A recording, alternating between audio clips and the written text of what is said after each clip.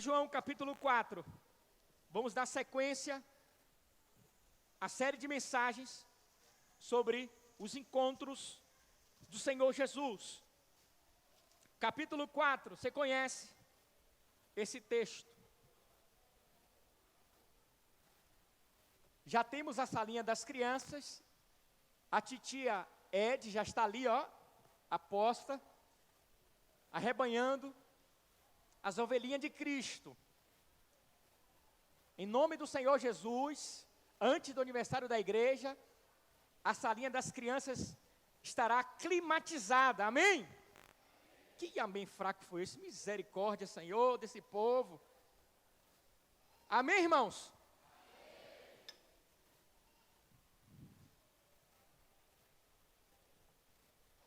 Cris, vou desafiar você nessa noite. Se você fizer uma venda antes do aniversário da igreja, que lhe gere um benefício de mais de 5 mil, você vai abençoar com esse ar-condicionado.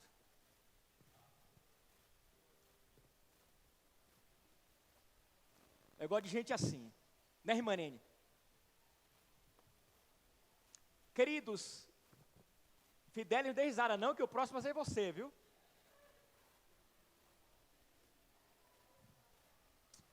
Não venha para cá agora não, senão minha esposa vai sair correndo daqui, minha gente.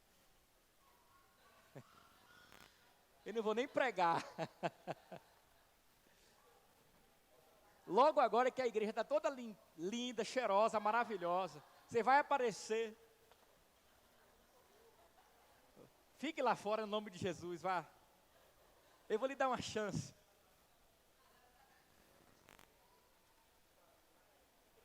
E é valente ela, viu, Fidelis? E é valente. Vá, fique lá fora. Olhem para cá. Deixa a Marledita ali em cima. Sabe o que me chama a atenção, Teu? É que no capítulo 3, nós estudamos e vimos. O primeiro encontro que trabalhamos foi o encontro, minha querida irmã Sônia, de Jesus com Nicodemos. Cara religioso. O cara tinha um conhecimento vasto dos oráculos de Deus do Antigo Testamento. Lucas, a gente não dava no chulé. Se juntar todo o conhecimento bíblico, teológico nosso, de todo mundo aqui dentro dessa igreja, não chega aos pés do que Nicodemos tinha. E agora, João dá um salto para o capítulo 4 e vai, então, narrar o encontro de Jesus com uma mulher, totalmente diferente de Nicodemos, avesso. Tinha até princípios religiosos, mas que a vida dela, moralmente falando, estava desconecto com a vontade de Deus. E é sobre ela, a mulher samaritana, sobre este encontro que nós vamos então nos debruçar nesta noite. O verso que eu quero usar só para nossa fixação é o verso 4, onde João deixa registrado que era necessário Jesus passar por Samaria. Diz assim o verso 4: e era-lhe necessário atravessar a província de Samaria.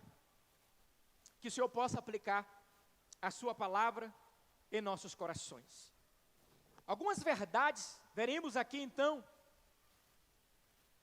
nessa narrativa bíblica, deste encontro de Jesus, do Senhor Jesus com a mulher samaritana. A primeira verdade, queridos irmãos, está aqui no verso 1, até o verso 3, quando João registra a seguinte informação: quando, pois, o Senhor veio a saber que os fariseus tinham ouvido dizer que ele, Jesus, fazia e batizava mais discípulos que João, se bem que Jesus mesmo não batizava, e sim os seus discípulos, deixou a Judéia, o sul, retirando-se para outra vez para a Galileia, o norte.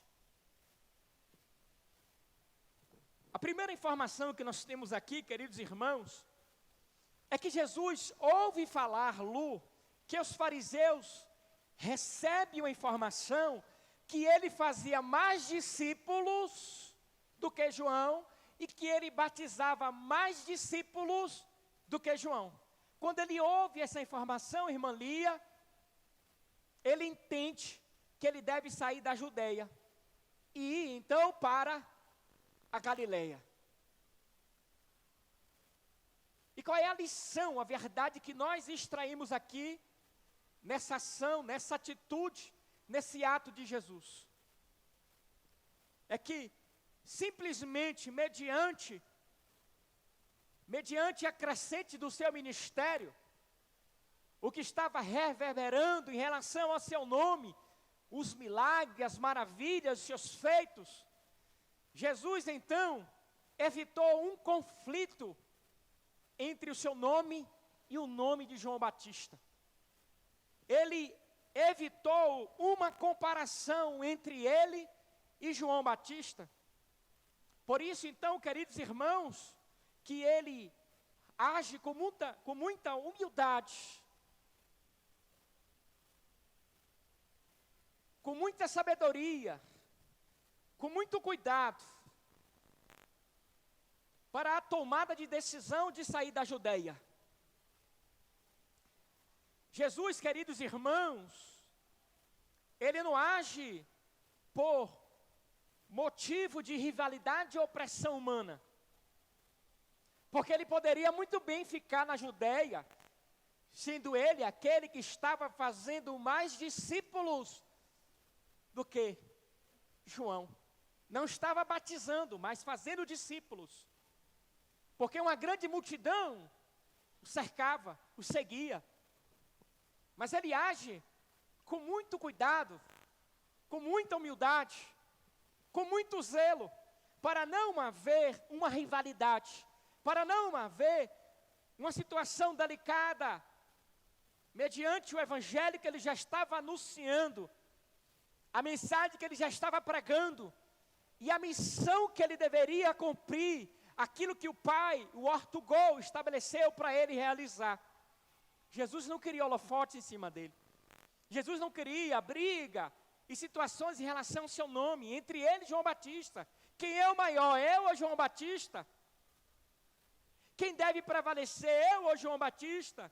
Quem deve sobressair, eu ou João Batista? E é interessante que o Senhor nos dá a experiência de viver a mensagem que estamos estudando para pregar. Com certeza quem prega, pastor Oswaldo e os demais irmãos, vive essa experiência. E hoje brincaram comigo. Sei que foi brincadeira, eu dei risada. Pastor, hoje o senhor trabalhou.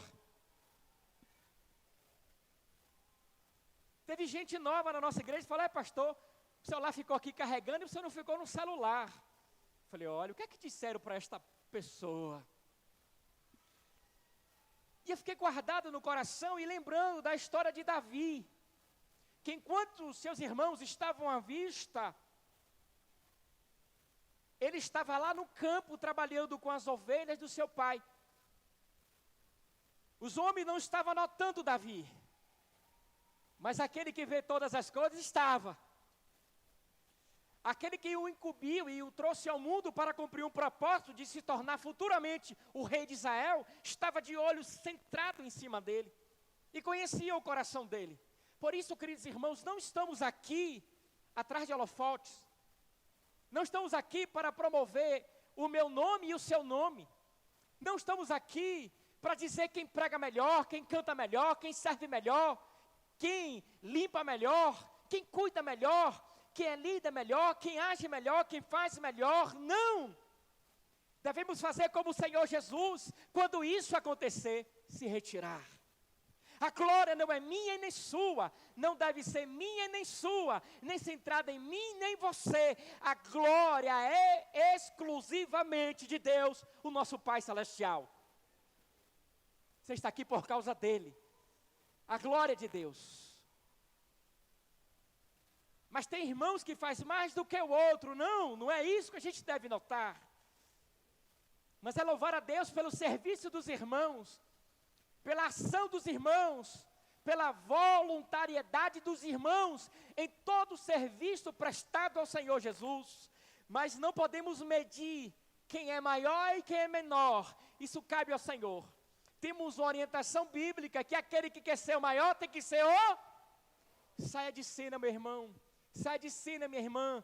Quando o mundo colocar você no pedestal, você fala: epa, a glória não é minha, é de Deus. Quando o mundo quiser te aplaudir, epa, a glória não é minha, é de Deus. Quando o mundo disser: olha, Jó, você é melhor do que fulana de tal, epa, a glória não é minha, a glória é de Deus. Quer comais, quer bebais, ou façais qualquer outra coisa, fazei tudo. Saia de cena. Saia de cena, saia da Judeia, ilustrando aqui metaforicamente, e vá para a Galileia. Saia de cena porque Deus não divide a glória dele com ninguém. Se você for para este lugar que não é seu, mas é de Deus, bom, o resultado você já sabe. O resultado você já sabe. A segunda informação que nós temos aqui, queridos irmãos, e eu quero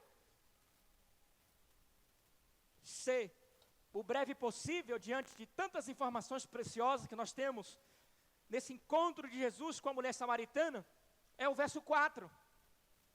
Quando João registra a fala do Senhor Jesus, que foi necessário Jesus passar por Samaria. E é interessante que a Judeia fica no sul. Deixa eu usar a minha mão direita. A Judeia fica no sul, onde nós estamos no sul, e a Galileia fica no norte. 3 rotas eram usadas para assim chegar, né, de um extremo a outro. Quem está na Galileia ir para a Judeia, quem está na Judeia ir para a Galileia. A rota que os judeus faziam era a rota pelo Jordão, pela Pérea, de 130 a 150 quilômetros. Eles percorriam para não passar por Samaria. Eles não aceitavam de forma alguma passar por Samaria. A segunda rota pela costa, ok? Seria pelo oeste. 150 quilômetros, é uma rota comercial, muito pouco usada pelos judeus. E a rota mais próxima, mais perto, 100 quilômetros, era Samaria. Mas era um caminho que não era feito de forma alguma pelos judeus. Existia uma rivalidade, um preconceito, existia uma barreira imensurável entre os judeus e os samaritanos. Para os judeus, os samaritanos eram um povo impuro. Não eram eleitos, escolhidos por Deus. Um povo místico, que diante de um conflito lá no Antigo Testamento, houve uma mistura de várias nações. Com os judeus se casaram com outras mulheres, e assim foi crescendo essa nação, esse povo, até chegar a se tornarem samaritanos. A capital do Reino do Norte, a capital de Israel. E é interessante, queridos, que o texto é claro. Foi necessário. Uma palavra grega que imprime, então, a vontade de Deus. A vontade de Deus prevaleceu. Nós encontramos essa mesma expressão quando o Senhor Jesus usou no diálogo com Nicodemos, no capítulo 3, verso 14, quando ele diz: e de modo porque Moisés levantou a serpente no deserto, assim importa que o Filho do Homem seja levantado. Tanto a expressão necessário como importa, assim também encontramos essa mesma expressão necessário em João capítulo 20, verso 9. Era necessário que ele ressuscitasse dentre os mortos. perceba que aponta para a vontade de Deus.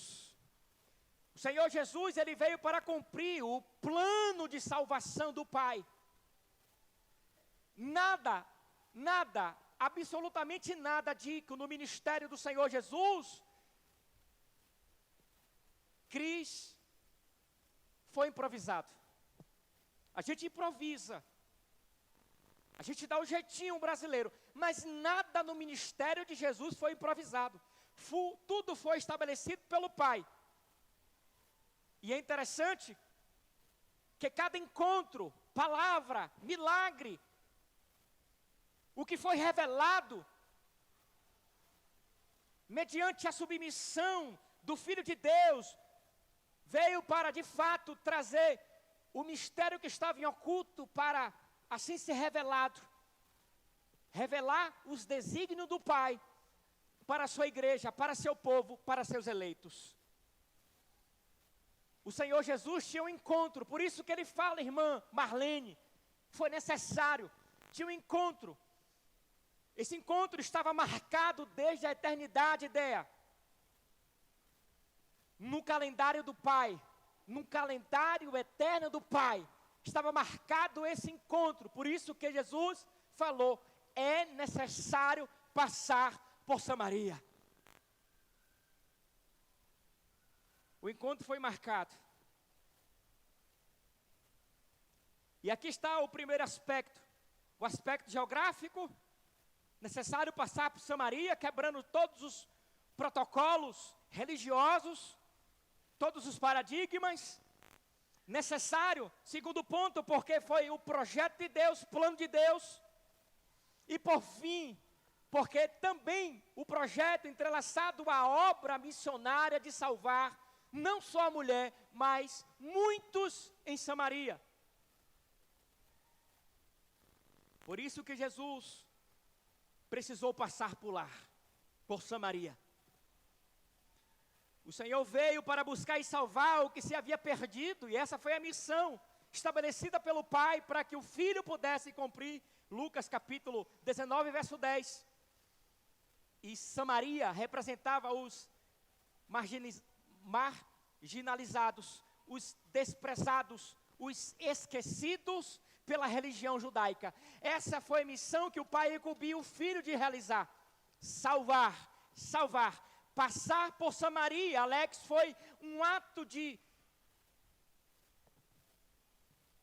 ruptura, de lançar por terra a barreira, o muro que existia entre judeus e samaritanos. Esse preconceito religioso, ético, mostrando que o Evangelho ultrapassa barreiras raciais, culturais e morais. Por isso que foi necessário passar por Samaria. E nós sabemos que o que Deus estabeleceu para cada um de nós, o projeto dele, o plano dele, ninguém pode impedir. Como diz Jó no capítulo 42, verso 2, bem sei que tudo podes, e nenhum dos teus planos podem ser frustrados. Com certeza que um dia o Senhor passou pela sua vida. Não sei qual foi o encontro, o lugar. Não sei a cidade, se foi especificamente Ilhéus. Mas o Senhor lhe encontrou. E se você não teve um encontro ainda genuíno, legítimo, verdadeiro com o Senhor Jesus, hoje Ele está aqui. Ele lhe trouxe a este ambiente para assim lhe dizer que Ele marcou esse encontro com você. O projeto de Deus é estabelecido, a escolha é feita por Deus, não por nós. É Deus que escolhe, é Deus que faz. E é interessante que Paulo trabalha muito bem isso. Na carta aos Efésios, capítulo 1, verso 4, diz que antes da fundação do mundo, nós fomos escolhidos.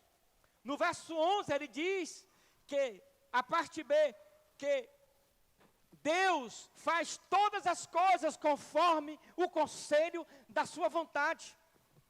Ninguém aconselha a Deus, mas Ele faz conforme o conselho da sua vontade. Sabe por que você hoje é uma nova criatura em Cristo Jesus? Porque o Redentor, aquele que veio ao mundo para nos salvar, Ele agendou na eternidade um encontro com você, e de forma especial manifestou a sua graça, e lhe salvou, lhe arrancou das trevas, e lhe trouxe para a sua maravilhosa luz. Por isso que você é uma nova criatura, e se você não é ainda, hoje o Senhor, de fato na eternidade, já tinha também marcado, colocado lá o seu nome, e falado então, fez com que essa fala reverberasse, ecoasse até o dia de hoje, para dizer: eu marquei um encontro com você nesta noite. Eu marquei um encontro com você nesta noite. É necessário passar por Samaria. É necessário. O que parece uma simples viagem de passagem, é na verdade, pastor Oswaldo, uma intervenção redentora, orquestrada por Deus. Um caminho improvável, um povo esquecido, uma mulher rejeitada, uma cidade então, por meio desta obra missiológica de Cristo, alcançar e transformar muita gente naquela cidade para louvor da sua glória. Era necessário, é a marca da soberania divina em ação. Vou repetir, era necessário, é a marca divina da soberania de Deus em ação. O Filho caminha por uma rota desenhada, queridos irmãos, no mapa eterno da graça. Encontra uma alma escrita no livro da vida antes da fundação do mundo e transforma de forma especial, porque o propósito de Deus é irresistível para as nossas vidas. O propósito de Deus é irresistível para as nossas vidas, porque a eleição é antes da fundação do mundo para nós. Por isso que Jesus passou e lhe encontrou no curso da sua vida, e lhe deu, mediante o curso da sua vida, uma nova vida por meio dele. Uma outra lição que nós extraímos aqui está no verso 10. Onde o Senhor Jesus responde então àquela mulher, depois que ela questiona Jesus, sendo ele judeu, que pede a ele então de beber, que pede a ela então de beber.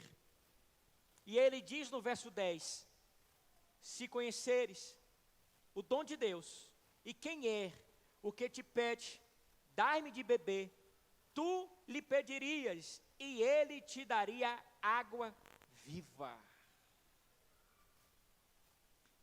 O Senhor Jesus deixa duas informações aqui preciosas para nós, em especial para aquela mulher.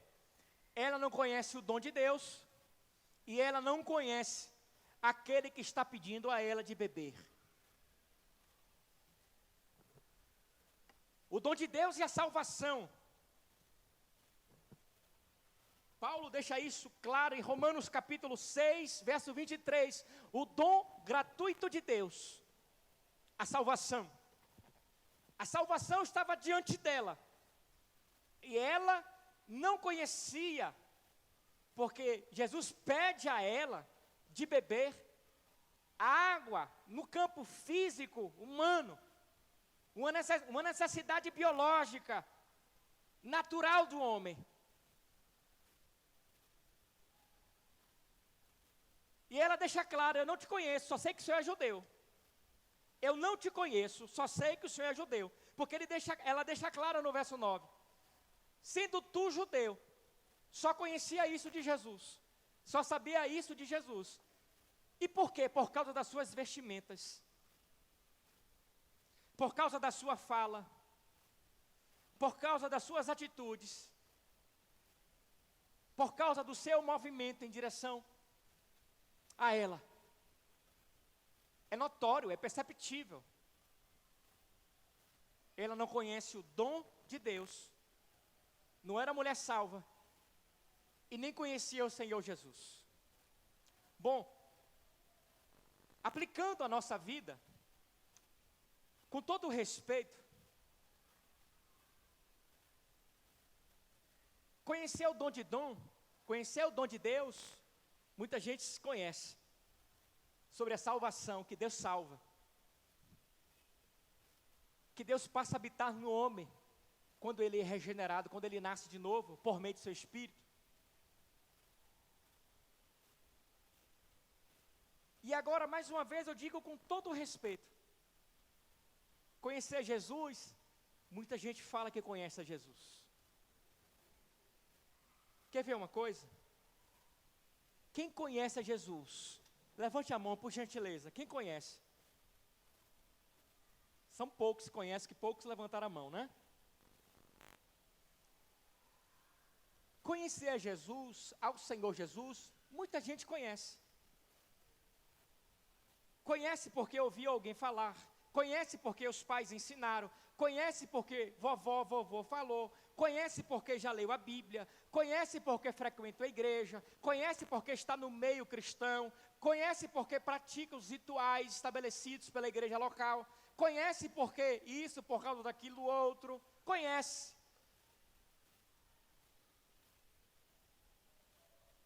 Agora, andar com Jesus, que é um nível muito mais profundo de conhecer, como Jó conhecia Deus, de ouvir falar. Andar com Ele é diferente. Quem conhece a Jesus, o movimento é outro.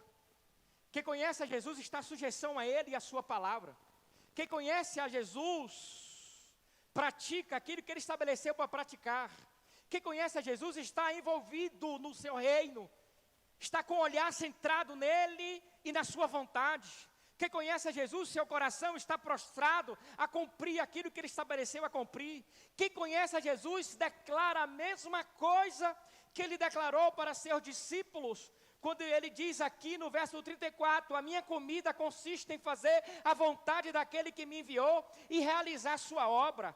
Quem conhece a Jesus e anda com Ele é diferente.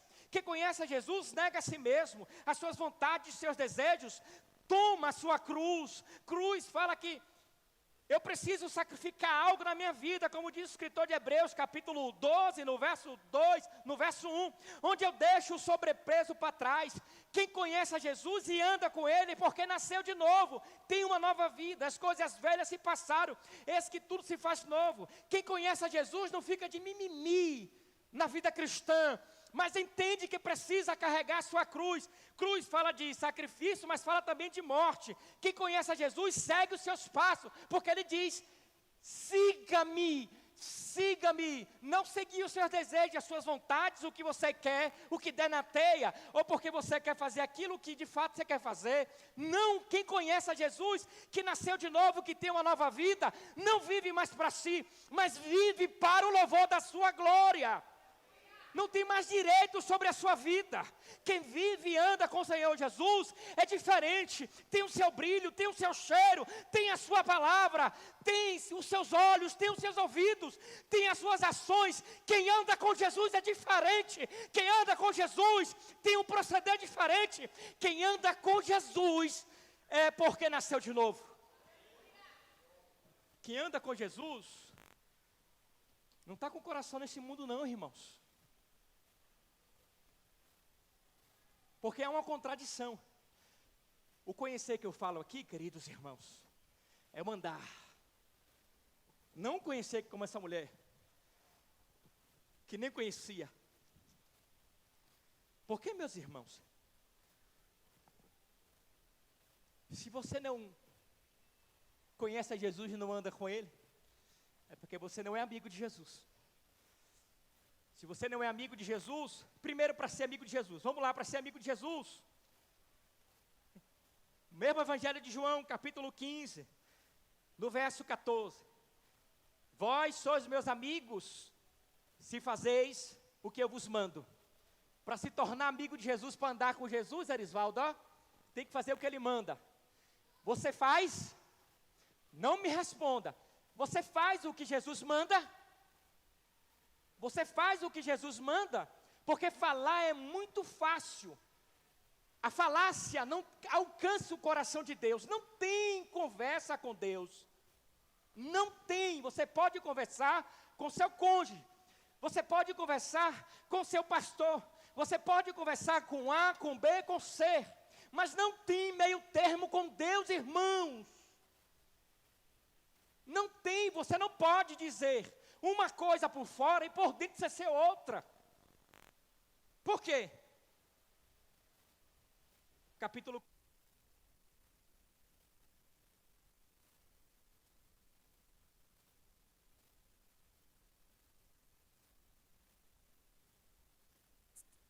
infiéis, não compreendeis que a amizade do mundo é inimiga de Deus? Aquele, pois, que quiser ser amigo do mundo, constitui-se inimigo de Deus. E aí? Meus irmãos, esta igreja é uma igreja muito séria, bíblica, cristocêntrica, que luta para pregar e viver a verdade. A começar do pastor da mesma. A gente luta para pregar e viver essa verdade. Aproveite que você congrega em uma igreja séria.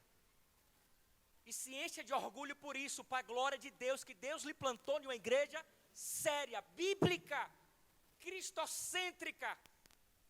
Aqui o pastor não prega dele, não fala dele, não promove ele.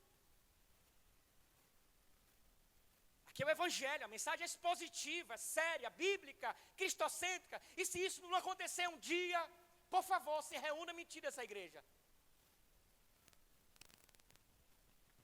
Porque essa deve ser a mensagem. A mensagem que não se prega mais. Não estamos aqui para massagear ego de ninguém, dizer que você é bonitinho, lindinho, fofinho, você vai para o céu, viu? Pode fazer as suas bobagens lá fora, que você vai para o céu. Eu sei para onde você vai ao céu. Primeiro que sua conduta não condiz com a nova vida. Não condiz que de fato você conhece a Cristo. Para conhecer a Cristo e ser discípulo de Cristo, tem que fazer o que Ele manda. Você faz o que Ele manda, faça. Aleluia. Fazer o que Jesus manda não é fácil não. Não é fácil não, irmãos. Temos conversado no pequeno grupo sobre isso. Hein, Lu? Não é fácil não. É difícil, irmãos. É difícil. Mas não é impossível para o nosso Deus. E por fim, irmãos, tem muita coisa boa, maravilhosa para se debruçar. Tem um monte de verdade para a gente extrair, mas o tempo não nos permite. A gente tem a ceia ainda para celebrar, mas eu vou ficar aqui. No verso 14. Vou dar um salto aqui para o verso 14. Essa mulher indaga a Jesus.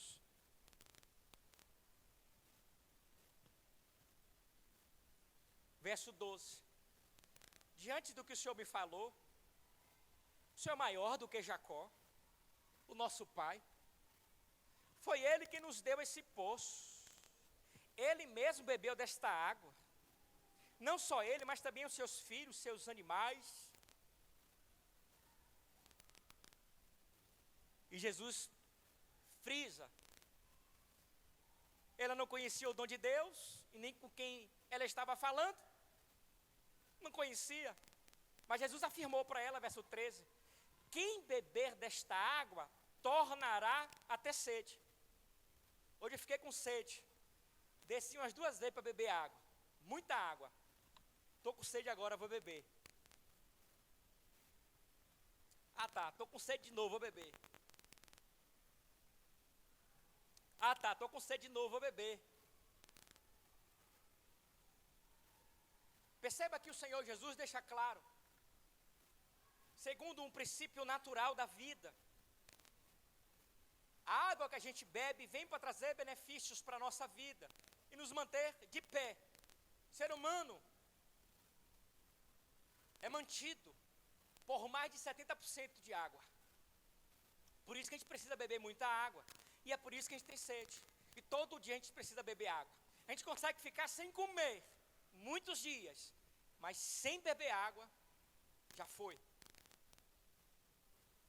Mas Jesus deixa claro para ela no verso 14. Aquele, porém, que beber da água que eu lhe der, ninguém vai e bebe por conta própria. Quem dá é o Senhor. E ele deixa claro, nunca mais terá sede.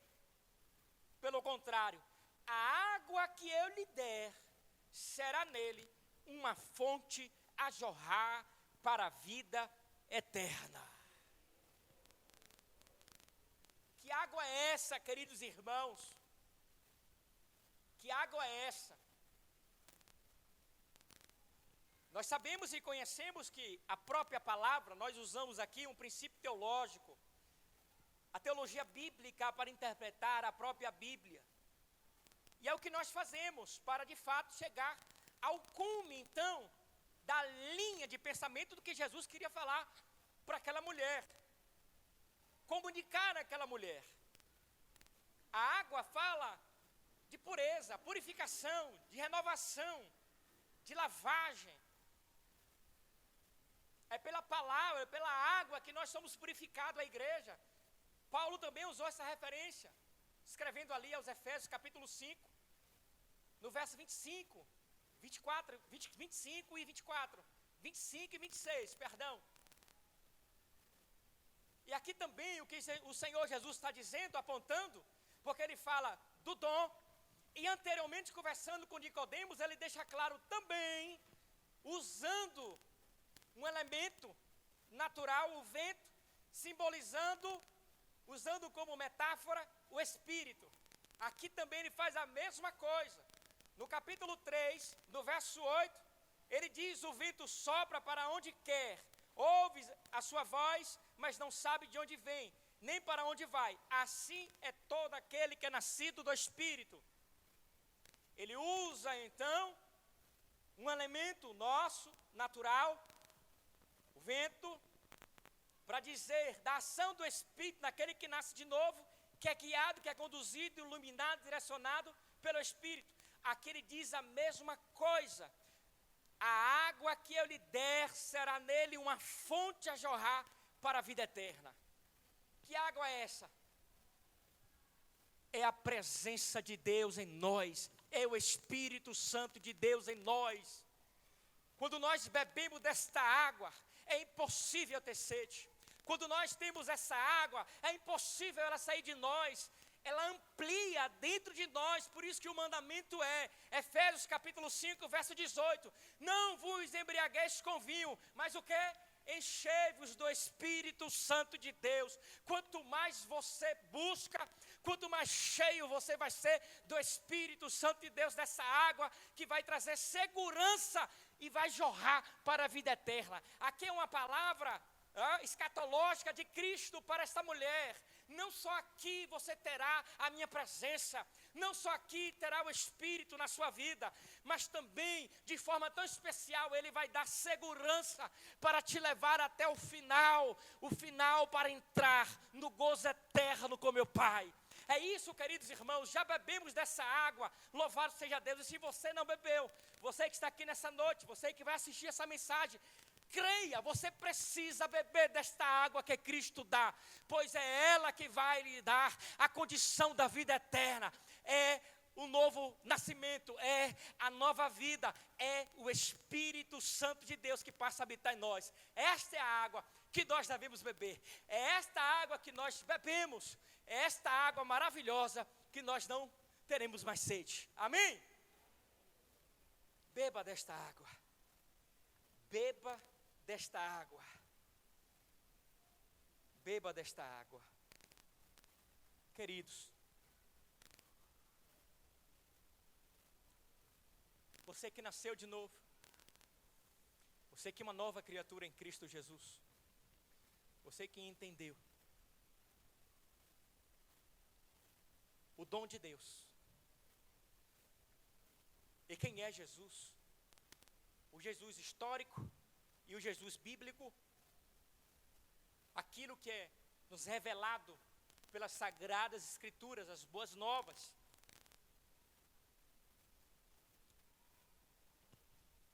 Viva, mas viva para a glória de Deus. Porque logo depois que Jesus mexe na ferida dessa mulher, mostrando a ela o que ela estava fazendo errado, casou 5 vezes, ok, supostamente alguma coisa aconteceu, recebeu carta de divórcio,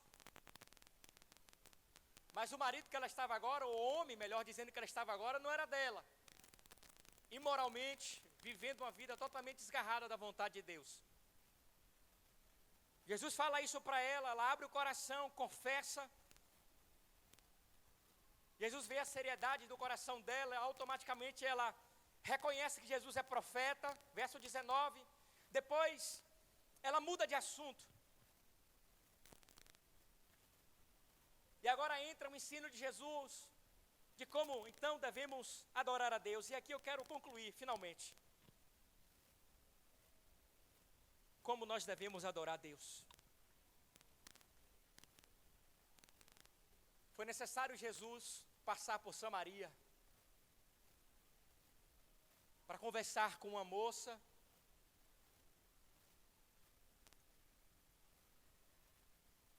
religiosa, mas não como Nicodemos,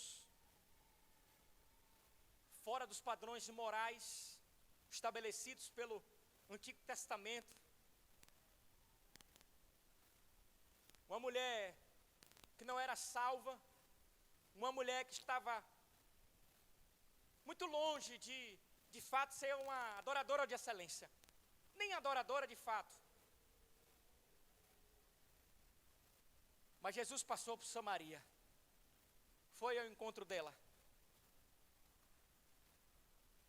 A revelação do Senhor Jesus foi progressiva para ela. Você não sabe quem está falando com você.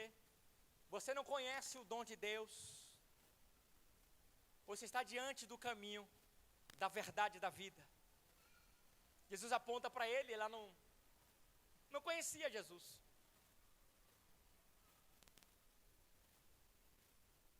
Jesus fala desta água que se dá pelo novo nascimento. Que aquele que beber desta água não vai ter mais sede. Jesus ministra seu coração, fustiga ela confessa o pecado dela. E aqueles que confessam e deixam, alcançam misericórdia. O Senhor viu a sinceridade do coração dela, de repente ela muda de assunto e fala, peraí, nossos pais adoravam no Gerezim, me ensinou a adorar aqui no Gerezim, no Monte Gerezim, aqui nós devemos adorar o Senhor. Mas vocês adoram lá em Jerusalém a Deus. E Jesus começa a conversar com ela, a ensinar, mas vocês adoram quem vocês não conhecem. Nós adoramos quem nós conhecemos. Porque é dos judeus que vem a salvação. E Jesus olha para ela e fala assim, minha filha, a hora vem, verso 23, e a hora já chegou. A hora vem, aquilo que era esperado pelos judeus, que nem muitos, a maioria não estava de fato com convicção, com certeza de que aquele era o Messias, o Senhor Jesus. Mas a promessa foi proferida no Antigo Testamento, os profetas. E Jesus falou, olha, a hora vem. Mas ele deixa claro mais uma vez, e a hora é esta. Chegou a hora em que os verdadeiros adoradores adorarão o Pai em espírito e em verdade. Porque são estes que o Pai procura para seus adoradores. a hora chegou. Jesus não fala de um ambiente geográfico em si. Em um momento específico, era o que os judeus faziam, era o que os samaritanos faziam. Separar um dia específico para adorar a Deus. Não. Adorar a Deus em espírito e em verdade. O que é adorar a Deus em espírito? Fala desta nova vida. Fala daqueles que beberam desta água. Fala daqueles que conheceram ao Senhor Jesus, entregaram a sua vida a Ele e nasceram de novo. O nascimento espiritual, o nascimento do alto, o nascimento de Deus. Que agora o Espírito passa a habitar. Não mais, agora somos criatura, mas filhos de Deus. Paulo trata isso muito bem em Romanos capítulo 8, verso 16, que o Espírito testifica com nosso espírito que somos filhos de Deus. E é só em espírito que a gente adora a Deus.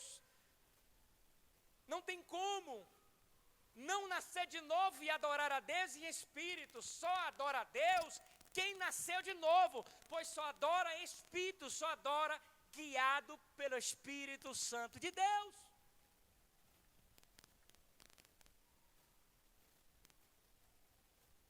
O Espírito está em letra minúscula, fala do nosso espírito, que é regenerado quando a graça de Cristo nos alcança.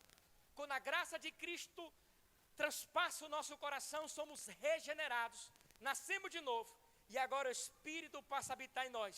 E por meio do Espírito nós adoramos a Deus. Mas também com verdade. Não por impulso humano. Não por liturgia humana. Não por impulso de rituais. Não. Mas em verdade. Em espírito e em verdade. Que verdade é essa? Cristo, a verdade de Deus, o Logo de Deus que se fez carne, que veio ao mundo, fundamentados na sua palavra, um coração e uma mente que é guiada pelo Espírito, fundamentados na palavra de Deus. Como Gerson, o Senhor adora a Deus no seu viver diário, quando o Senhor ama a Josa de todo o coração. Como, irmã Irene, a senhora adora a Deus, quando a senhora exerce a sua função como cidadã, professora, com excelência no seu ambiente de trabalho. Como, Léo, você adora a Deus quando você exerce o seu papel, mesmo que seus líderes não estejam te vendo, mas você faz porque o seu maior líder, o seu pastor por excelência está te olhando e você está servindo a ele com excelência. É dessa forma. Não é dentro de um ambiente especificamente falando, mas é no nosso viver diário que nós adoramos a Deus e devemos fazer isso em espírito e em verdade, fundamentados na sua palavra, não no meu achismo, não no que eu penso, não no que eu acho, mas fundamentados na verdade de Deus. E por fim, nós já conhecemos essa mulher fica encantada. A mensagem do Evangelho perpassa seu coração. Essa mulher, eu sei que ela conclui esse ensinamento de Jesus, mas quando o Messias vier, o Cristo, ele vai ensinar tudo isso para a gente. E ele fala, o Senhor Jesus, rapaz, sou eu que falo contigo, mulher. Gente, quando o Senhor usa a mesma expressão que Deus falou para Moisés, quando chegar diante de Faraó, o que é que eu vou falar para ele? Qual é o nome do Senhor? Diga para ele que o eu sou te enviou. E Jesus usa a mesma expressão. O eu sou está diante de ti. Eu sou. Sou eu que falo contigo. Aquela mulher estava com aquilo que era mais valioso, precioso para ela. Ela foi com a missão, tirar água do poço. Ela foi pegar água, porque ela precisa beber água, tomar banho, abençoar a todos que estão à sua volta com esta água. Ela foi no horário de meio-dia, que outras mulheres não iam, porque ela é considerada imunda, né? Uma mulher que estava fora dos padrões morais, estava com um homem que não era dela, enfim. Gente, mas ela larga o cântaro e volta correndo para a cidade, depois que ela conversa com Jesus. Olha só, perceba, Ela não conhecia Jesus, estava conversando. Depois que Jesus fala, sou eu que falo contigo, ela larga tudo, vai e começa a partilhar com as pessoas na cidade. Ele mostrou tudo que eu estava fazendo. Ninguém sabia de nada disso. E as pessoas começaram a ouvir. Ela ainda com ainda inquietude no coração, ainda questiona, será que é ele que é o Cristo? Verso 29. Mas, queridos, a repercussão do que aconteceu transpassou corações naquela cidade. E aquela mulher que não tinha valor, e aquela mulher que não era ninguém, e aquela mulher que era menosprezada, aquela mulher que estava à margem da sociedade, aquela mulher que estava desesperançosa com a vida, com a história dela, relacionamento de mal a pior, o Senhor alcança ela, torna-lhe uma grande missionária. Quem ouve falar de Jesus e é alcançado pela sua graça, tem a sua vida transformada, não fica quieto. Não tem como ficar quieto. Começou a divulgar essa mensagem. E essa mensagem alcançou a outros. Diz, queridos irmãos, o texto, o verso 39, que muitos dos samaritanos daquela cidade creram nele, em virtude do testemunho da mulher, em virtude do testemunho daquela mulher que estava conversando com Jesus. Ela não conhecia o dom de Deus, a salvação, não era salva, ela não conhecia o Senhor Jesus, só sabia que ele era judeu, mas a graça de Deus o alcançou. O nome dela já estava escrito na eternidade, ela foi eleita, escolhida pelo Senhor, e de forma especial, o Senhor Jesus é necessário passar por Samaria, porque lá tem uma escolhida, lá tem uma eleita, lá tem uma grande missionária que eu vou alcançar, e por meio da vida dela, vou alcançar a outros para a glória do meu nome. Muitos foram alcançados por causa dela. O povo fica alvoroçado com a presença de Jesus, a redenção de muita gente, pede para Jesus ficar mais 2 dias. Gente, onde Jesus está, tem coisas maravilhosas. Acontecem coisas maravilhosas. E o verso 41 diz que muitos outros creram nele. Ei, vai ficar até quando de braço cruzado? Você foi alcançado para ficar sentadinho, foi? Sentadinha, foi? O trabalho que você exerce lá fora tem nada a ver com você. É uma ferramenta que Deus usa para alcançar a outros. Presta atenção. O trabalho que Deus lhe deu, a capacidade intelectual que Deus lhe deu, a graça dele, o sopro dele sobre a sua vida, é uma ferramenta, ou são ferramentas que Deus quer usar para alcançar a outros. Sabe qual é a sua missão? Sabe qual é a sua missão? Fazer discípulos. Você nasceu para isto, para a glória de Deus. E para você glorificar a Deus, você precisa produzir discípulos. Que Deus possa nos abençoar.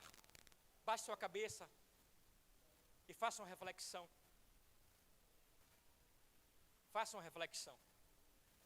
Eu passei do ponto aqui, resumi muita coisa, mas foi necessário para a gente concluir logo esse encontro aqui dessa mulher. Mas não dá mais, meu irmão, minha irmã, para você ficar na zona de conforto. Zona de conforto não lhe faz crescer. Zona de conforto não faz você viver o magnífico de Deus. Não faz viver o sobrenatural de Deus. A zona de conforto, você não consegue executar a missão que Deus estabeleceu para a sua vida. A zona de conforto lhe traz mais problemas do que tudo.